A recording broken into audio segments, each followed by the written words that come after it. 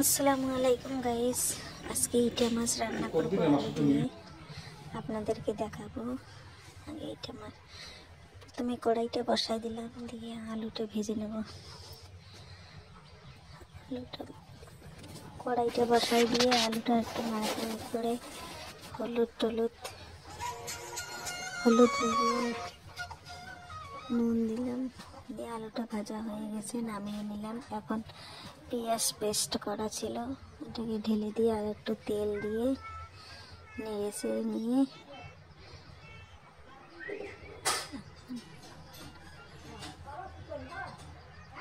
নাড়াচাড়া করে নিয়ে তারপর আদা রসুন বাটা দিয়ে দিলাম, দিয়ে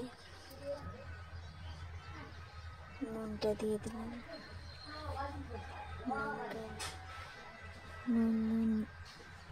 নুন দিয়ে দিলাম, হলুদ দিয়ে দিলাম একটুখানি পরিমাণ মতো, আপনারাও দিয়ে দিবেন। একটু নাড়াচাড়া করে নেব।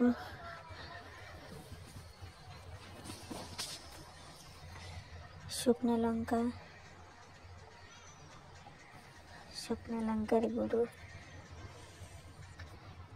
1 চামচ দিলাম, আপনারা দিয়ে দিবেন পরিমাণ মতো। জিরা গুঁড়ো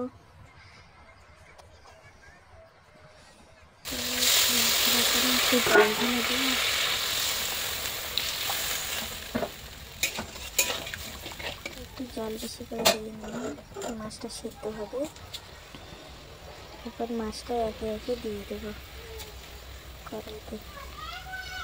প্লিজ আপনারা পুরো ভিডিওটা দেখবেন, তাহলেই বুঝতে পারবেন আমি কেমন করে রান্না করেছি। এরকম করে রান্না করে বাড়িতে খাবেন, ভালো লাগবে। একটু নাড়াচাড়া করে নিই, তারপরে ভেজে রাখা আলুটা ওটাও দিয়ে দেবো।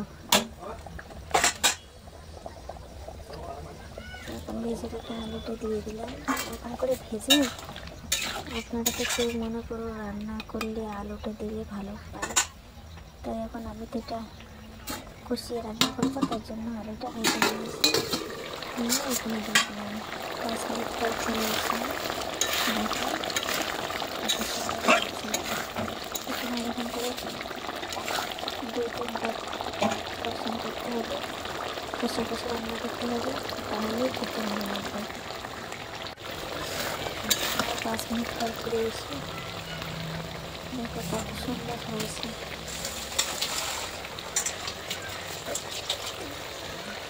এখন ধনিয়া কুচিটা দিয়ে দেবো। ধনিয়া কুচিটা দেওয়ার পরে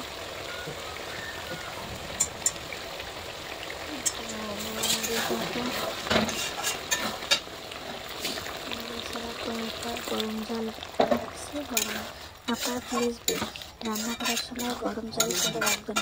গরম জল তরকারিতে ব্যবহার করবেন, তরকারিটার সাথে আলাদা গরম মশলা হাতে দিয়ে দিলাম, দিয়ে আমার তরকারিটাকে রেডি। এখন নামাই দেবো।